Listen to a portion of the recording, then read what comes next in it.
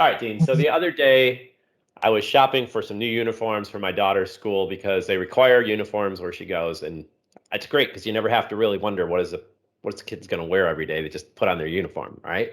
So it's kind of fantastic from that standpoint. But I was in there, and there was a guy. He looked pretty lost. Kind of ran into each other, and he's like, "Hey, are you guys familiar with blah blah blah?" I'm like, "Oh yeah, that's where my daughter goes to school."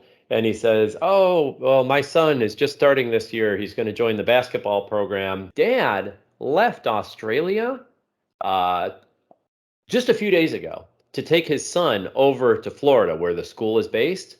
It's a big private nationally ranked basketball school. Well, academics, whatever.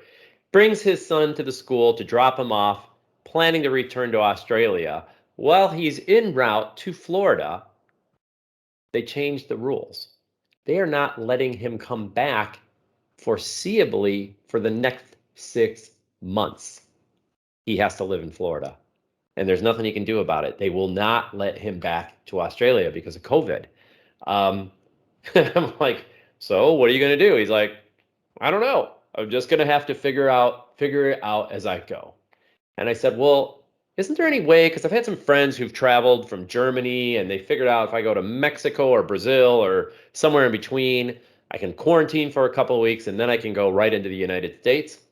Um, there's nothing at all like that. Australia has completely locked its entire borders.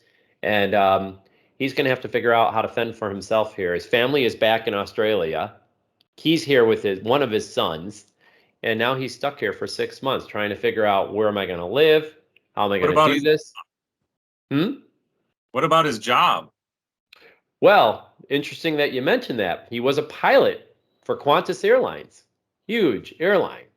They laid a bunch of people off in March because of COVID and because of all these restrictions. So he's now without a job. And being a pilot, you would think he could just hop on any plane and head back to Australia. But they are not letting their own citizens back to Australia. And I think this is insane what they're up Huh. to. What So you had uh, mentioned it.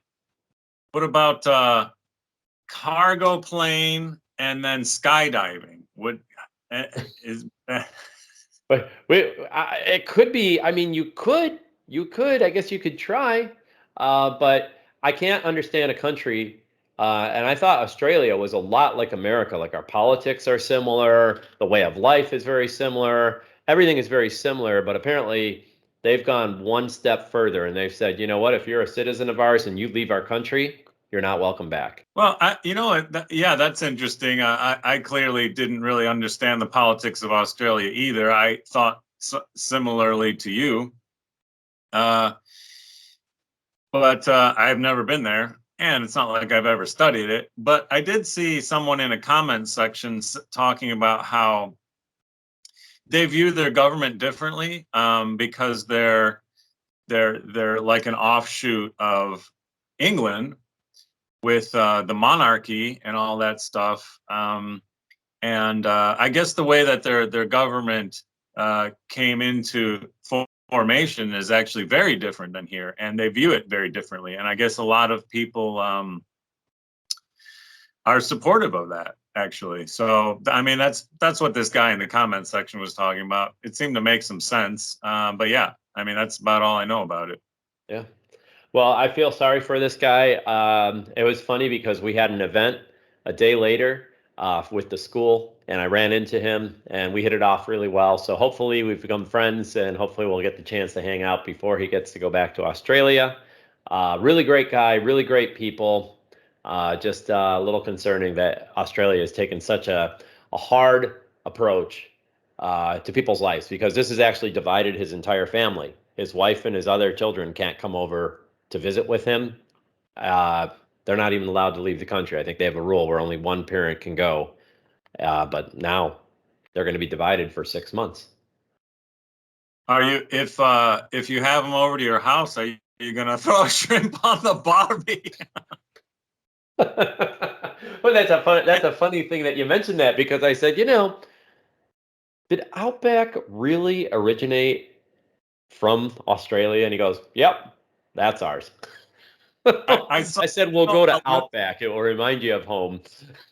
Yeah, I saw a list of things to never say to an Australian or when you're in Australia, and that's one of them. So I'm just saying it to you. Well, it was quite funny. Thank you. That's all I had to say about it. It's just kind of a weird offshoot. It has nothing to do with crypto. It's just kind of interesting because you had mentioned in our earlier video something about government regulation. Well, I think that kind of shows you how far government regulations can go towards impacting your life, whether it be crypto, COVID, or anything else that starts with the letter C, I suppose. Well, you know what I have to say about that? I mean, that some of those things going on might feel like a real, knife, uh, you know, attack, but that's not a knife. That's a knife. You call that a knife? Yeah. I don't have my Maybe my knife on only me, but I'm chance gonna to go find. ever say that on video. I had to get it in. Well, you call that a knife? That's not a knife. That's a knife. Well, yes, yes, very good. Well, hey, this has been a lot of fun today. Thank you for entertaining the offshoot Australian conversation, and I appreciate you bringing it up earlier because what a crazy story, and what crazy times we're living in. So hold on to your No crypto. doubt. Yeah, right. Yeah. All right, you have a great day. All right. See you next time. Sounds great.